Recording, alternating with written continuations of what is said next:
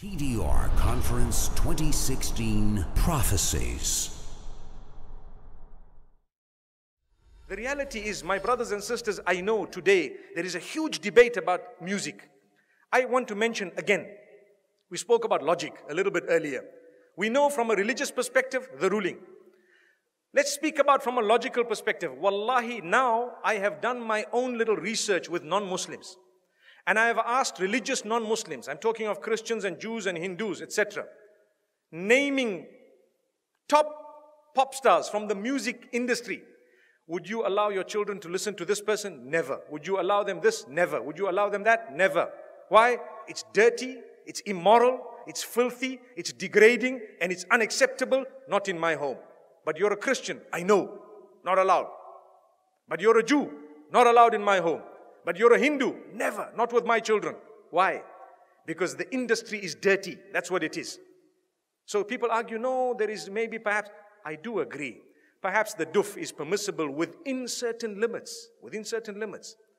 Perhaps if you are singing an Islamic song with beautiful meanings, perhaps within limits, there is a certain permissibility. But here I'm speaking of the musical instruments and the music industry, whereby people start shaking. I don't even know what. It comes naturally. They say it's natural. It's not natural. It's shaitan's way of controlling you. You listen to the beat continues. You start tapping your finger, you start moving your head. A little while later, you start moving the top of your body, and a little while later, you start moving the bottom of it. May Allah subhanahu wa ta'ala forgive us. And the words have become so dirty, my brothers and sisters, that it is a sign of the hour. And people say, nothing wrong. My brother, you have a beard that reaches the ground and you're still bopping. Astaghfirullah. May Allah forgive you and forgive all of us. You cannot do that. We need to be careful. I want to teach you something very, very beautiful. Why don't you replace that with the Quran?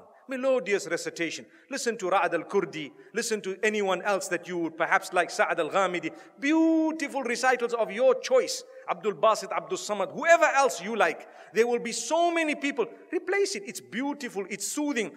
Go onto YouTube and check how the non-Muslims reacted to a survey or a little test, an experiment that was done where they were told to listen to this Quran without knowing it's the Quran and comment about it. Wallahi, now in Europe, the test was done recently and a lot of them say, it's so calm, it's so cool, it's so soothing. I feel spiritual. Go and listen to the answers. It's there live for everyone to see.